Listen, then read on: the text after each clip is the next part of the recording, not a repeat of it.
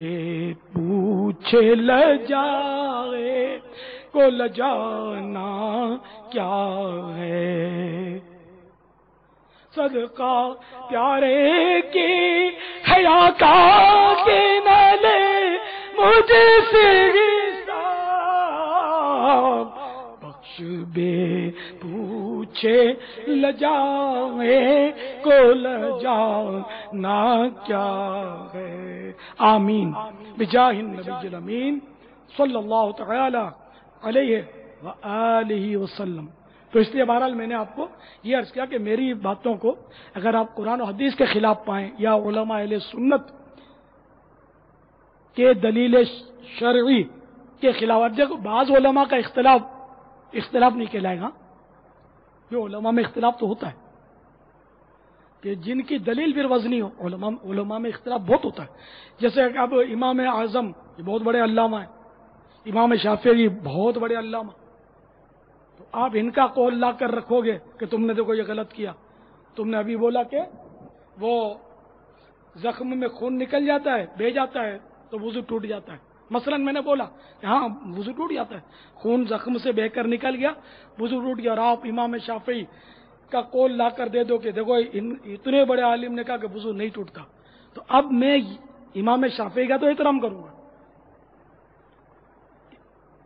لیکن میں اس بات کو فالو نہیں کروں گا، میں معذرت کر لوں گا کہ آپ اگر حنفی ہیں تو آپ بھی اس کو اب عملی جامہ نہیں پہنا سکتے، کیونکہ آپ کے حنفی مذہب میں خون جب بہہ جائے گا زخم سے تو وضو توڑ دے گا، تو آپ کو اس کو فالو کرنا ہے، اس کو ماننا ہے۔ ہمارے یہاں حنفیوں میں چوتھا حصہ کا مسح فرض ہے، ٹھیک ہے نا، اور امام شافعی کے نزدیک ایک بال کا مسح فرض ہے، خالی یوں کر لیا تو ہو گیا، گیلا ہاتھ مطلب لگا لیا تو ہو گیا، اور بہت سارے مسائل ہیں۔ مستعمل پانی کا ان کے یہاں مسئلہ نہیں ہے، واجب کی اصطلاح ان کے یہاں نہیں ہے، ہمارے یہاں تو فرض کے بعد واجب کا درجہ ہے نا، واجب کی جو اصطلاح ہے وہ وہاں نہیں ہے۔ اس طرح کی اور بھی باتیں ہیں، داڑھی ہمارے یہاں واجب ہے، ایک مٹھی داڑھی واجب ہے، ان حضرات کے یہاں سنت ہے، ٹھیک ہے۔ تو اس طرح اور بھی کافی مسائل ہیں کہ جن میں تو پھر امام احمد بن حنبل رضی اللہ تعالیٰ عنہ کہ ان کا اپنا مسلک ہے، یہ دونوں حضرات سے ان کے مسائل میں اختلاف نکلے گا، امام مالک تو تینوں حضرات کے اس میں اختلاف نکلے گا، تو یہ چاروں مذاہب حق ہیں، برحق ہیں، سب کے پاس اس کے دلائل ہیں، ٹھیک ہے نا، مگر ہم فالو ایک کو کریں گے۔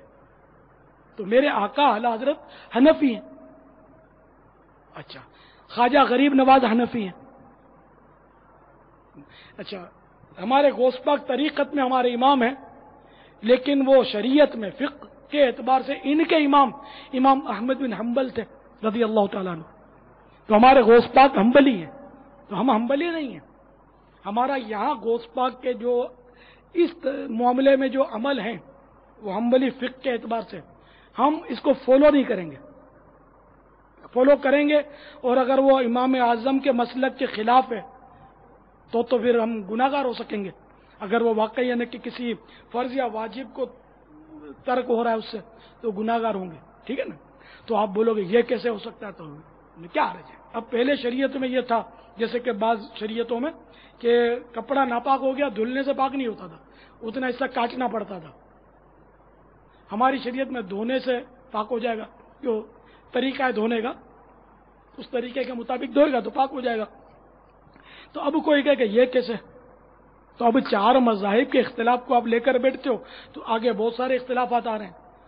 وہ قرآن پاک میں تذکرہ ہے اس کا کہ فرشتوں نے سیدنا آدم صفی اللہ علی نبینا علیہ السلام کو سجدہ کیا اللہ کے حکم سے، اور سیدنا یعقوب علی نبینا علیہ السلام اور ان کے بھائیوں نے، یوسف علیہ السلام کے بھائیوں نے، ان سب نے سجدہ کیا یوسف علیہ السلام کو علی نبینا علیہ السلام۔ یہ تو قرآن میں تذکرہ ہے، اس کا تو انکار کوئی بھی نہیں کرے گا، اس میں نصوص قطعی نصوص موجود ہیں۔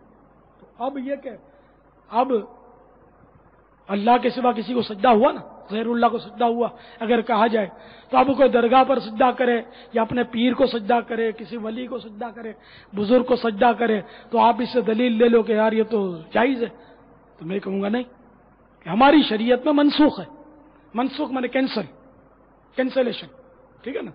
اب منسوخ ہے یہ سجدہ، لیکن یہ بتا دوں کہ وہ سجدہ عبادت کا نہیں تھا. عبادت کی تو ایک ہی صورت رہی ہے. سجدہ عبادت نہ اس وقت جائز تھا نہ اب جائز ہے. شروع سے ہی سجدہ عبادت اگر اللہ کے سوا کسی کو پہلے بھی کوئی کرتا تو وہ کافر ہو جاتا. تو وہ سجدے اللہ کی عبادت کے لیے تھے جو یہ کرتے رہے.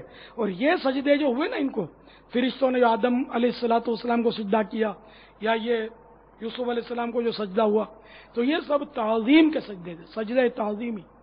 تو ہمارے ہاں بھی اگر کوئی اب اللہ کے کسی ولی کو یا کسی بزرگ کو یا کسی بزرگ کے مزار کو سجدہ کرتا ہے تو اس کو ہم کافر نہیں کہیں گے، کیونکہ ہمیں اس کی نیت نہیں پتا. اور ہمیشہ حسن ظن سے کام لیا جائے. مومن کے بارے میں نیک گمان قائم کرو. تو اب یہ کہ اس کے بارے میں یہ گمان قائم کریں گے کہ اس نے یہ تعظیم کا سجدہ کیا، عبادت کا نہیں کہیں گے. تعظیم کا سجدہ کیا اور گناہ گار ہوا، حرام کام کیا اس نے. تو اگر آپ کا ظن غالب ہے کہ اس کو سمجھاؤں گا تو مان جائے گا تو اس کو سمجھائیں، توبہ کرائیں، لیکن یہ کفر کا حکم نہیں دیں گے. جو اس پر کفر کا حکم دے گا کہ یہ شرک کرتے ہیں یا کفر کرتے ہیں، یہ مرتد ہیں، جو مزار کو سجدہ کرتے ہیں، وہ زیادتی کرتے ہیں. کیونکہ سجدہ عبادت مسلمان سے متصور نہیں ہے، تصور نہیں ہے اس کا. میرے آقا اعلیٰ حضرت نے اس پر ایک رسالہ لکھا ہے، حرمت تعظیم سجدہ. عربی نام یاد نہیں ہے مجھے، تو اردو میں اس کا ترجمہ حرمت تعظیم سجدہ، الزبدۃ الزکیہ فی تحریم سجدۃ التحیہ. الزبدۃ الزکیہ. تو اس میں انہوں نے اعلیٰ حضرت نے یہ سب دلائل دیے ہیں. تعظیمی سجدے کو حرام، اور سجدہ عبادت ہمیشہ کفر ہے، ہمیشہ سے کفر ہے، ہمیشہ کے لیے کفر ہے، اس میں رعایت نہیں ہوگی. جب جو شرک تھا وہ ہمیشہ کے لیے شرک ہی شرک ہے. دو خدا نہ پہلے تھے، نہ اب ہیں، نہ آئندہ ہوں گے، ہے ہی نہیں، اس کی گنجائش ہی نہیں ہے. اللہ کی ذات و صفات میں شرک ہو ہی نہیں سکے گا. جو شرک جلی ہے وہ تو ہوگا ہی نہیں ظاہر ہے کبھی بھی.